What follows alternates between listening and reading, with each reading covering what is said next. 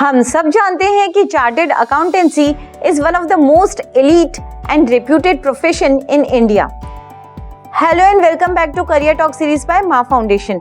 आज के इस वीडियो में हम बात करेंगे सीए की। Nature of work. Number 1, financial accounting. CA का काम होता है अकाउंटिंग रिलेटेड स्टेटमेंट जैसे income and expenditure, balance sheet और कैश फ्लो को मेंटेन करना। Number 2, audit and taxation. CA taxation related काम करते हैं जैसे डायरेक्ट इनडायरेक्ट टैक्स, या फिर वो किसी कंपनी या फर्म के लिए ऑडिट भी करते हैं like statutory audit, internal audit. Number 3, banking and financial services. इन सारे टिपिकल रोल्स के अलावा सीए फाइनेंशियल एडवाइजर बन सकते हैं। बैंक रिलेटेड मॉर्गेज में सीए इफेक्टिवली पार्टिसिपेट कर सकते हैं। How to become a CA. अगर आप श्योर है कि आप CA as a career choose करना चाहते हैं तो 10 के बाद प्रोविजनल सर्टिफिकेट के बेसिस पर आप सीए के लिए रजिस्टर कर सकते हैं और प्रिपरेशन भी स्टार्ट कर सकते हैं। इस कोर्स को आफ्टर 10 करने के लिए आपको 6.5 इयर्स लग सकते हैं, लेकिन फाउंडेशन का एग्जाम आप 12th के बाद ही दे सकते हैं। 12th के बाद सीए करने के लिए आपको किसी भी स्ट्रीम से 12th स्टैंडर्ड कंप्लीट करना है। उसके बाद ICAI में फाउंडेशन कोर्स के लिए रजिस्टर करके उसकी एग्जाम दे सकते हैं। एग्जाम क्वालिफाई करने के बाद इंटरमीडिएट कोर्स में रजिस्टर करना है। इस कोर्स में 2 ग्रुप है और अगर आपने इसमें से एक भी ग्रुप क्लियर कर लिया है तो आपको उसके बाद इंफॉर्मेशन टेक्नोलॉजी और सॉफ्ट स्किल्स रिलेटेड ट्रेनिंग लेनी है। फिर आगे जाकर प्रैक्टिकल ट्रेनिंग करनी है, यानी आर्टिकलशिप शुरू होगी और जब वो कंप्लीट हो जाए तो आपको फाइनल कोर्स के लिए रजिस्टर करना है। आप फाइनल कोर्स को 2 इयर्स ऑफ प्रैक्टिकल ट्रेनिंग के बाद क्वालिफाई कर सकते हैं। फिर फाइनल 2 ग्रुप्स क्लियर करने के बाद आप सीए मेंबरशिप के लिए अप्लाई कर सकते हैं। सीए करने का एक डायरेक्ट रूट भी है।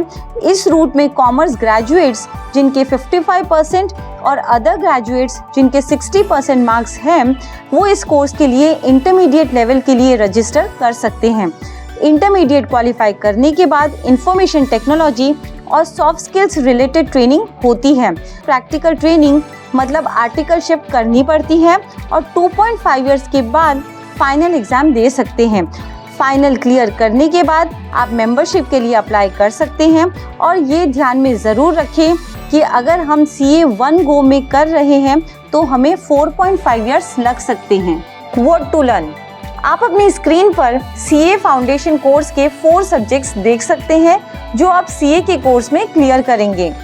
इंटरमीडिएट कोर्स में 2 ग्रुप्स है जिसके 4 डिफरेंट सब्जेक्ट्स होते हैं इन ईच ग्रुप। आपको सीए में इनको क्लियर करना है। फिर फाइनल एग्जाम में 2 ग्रुप्स होते हैं जिसमें कुछ सब्जेक्ट सिलेक्टिव होते हैं और वो सब मिलाकर हम 8 सब्जेक्ट्स क्लियर करते हैं। ये 8 सब्जेक्ट्स क्लियर करने के बाद हम सीए मेंबरशिप के लिए अप्लाई कर सकते हैं। सीए को लेकर कुछ मिथ्स भी हैं। Number 1, CA is exceptionally difficult. ये हम जानते हैं कि सीए बहुत टफ कोर्स है, पर हम इसे रेगुलर स्टडीज और कंसिस्टेंसी के साथ सक्सेसफुली कंप्लीट कर सकते हैं। Number 2, CA is only for commerce students. ऐसा बिल्कुल नहीं है। किसी भी स्ट्रीम के स्टूडेंट्स सीए के लिए ऑप्ट कर सकते हैं, बट अगर आप 11th 12th कॉमर्स से है तो आपको उसका बेनिफिट जरूर मिलेगा। Number 3, CA is all about maths. ये सच नहीं है। बेसिक मैथ्स के अलावा यहाँ बहुत सारी एक्सपर्टीज और टेक्निकल स्किल्स की रिक्वायरमेंट होती है। Needed skills. सीए बनने के लिए बहुत सारी स्किल्स की रिक्वायरमेंट होती है। Number 1, analytical skills.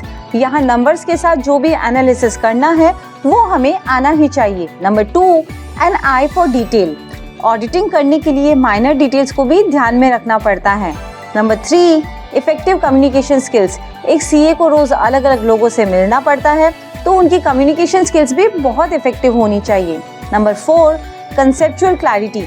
हमारे अकाउंटिंग और finance related concepts totally clear होने चाहिए, अदरवाइज आगे जाके प्रॉब्लम हो सकती है।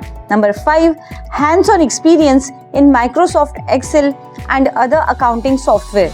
आज के टाइम में कहीं भी अकाउंटिंग मैन्युअली नहीं लिखा जाता, तो हमारी टेक्निकल स्किल्स भी अच्छी होनी चाहिए। Job opportunities. सीए पास करने के बाद आपके पास बहुत सारे करियर ऑप्शंस अवेलेबल होते हैं। अगर आप सीए प्रैक्टिस करना चाहते हैं तो अपना फर्म खोल सकते हैं। किसी कंपनी में इंटरनल ऑडिटर या दूसरे पोजीशन पर काम कर सकते हैं। CA कंप्लीट करने के बाद फैमिली बिजनेस को ज्वाइन कर सकते हैं और CFO और MD जैसे पोजीशंस पर काम कर सकते हैं। अगर आपको एजुकेशन फील्ड में इंटरेस्ट है तो आप उसमें भी जा सकते हैं। मेजर प्लेयर्स, अब आप अपनी स्क्रीन पर कुछ इंडियन फर्म्स देख सकते हैं जहां इंटर्नशिप या जॉब करना आपके लिए बहुत ही अच्छी अपॉर्चुनिटी साबित हो सकती है। अब आप अपनी स्क्रीन पर कुछ इंटरनेशनल फर्म्स देख सकते हैं जिसे बिग 4 कहा जाता है। इन CA फर्म्स में हमें जॉब की अच्छी अपॉर्चुनिटी मिल सकती है। तो चलिए पूरे वीडियो को सम अप करते हैं।